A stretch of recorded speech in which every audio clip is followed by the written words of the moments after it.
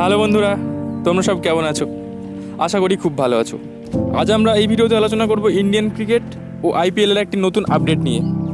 তার আগে বলে নিই, আমার এই চ্যানেলটা যারা সাবস্ক্রাইব করোনি এখনও, দয়া করে চ্যানেলটি সাবস্ক্রাইব করে পাশে থাকুন।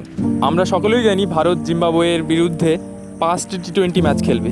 ইতিমধ্যে ভারতীয় দল জিম্বাবুয়ের উদ্দেশ্যে রওনা দিয়ে দিয়েছেন। বিসিসিআইয়ের 15 জন সদস্য ঘোষণা করেছেন, কিন্তু সমস্যায় পড়েছে ভারতীয় দল।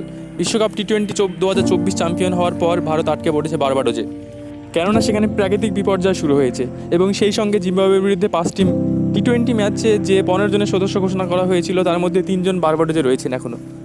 ঠিক সেই কারণেই বিসিসিআই ঘোষণা করেছেন প্রথম 2টি টি-20-র জন্য ওই 3 জনের বদলি নেওয়া হবে এবং ওই 3 জন রিপ্লেসমেন্টের নামও ঘোষণা করে দিয়েছে বিসিসিআই।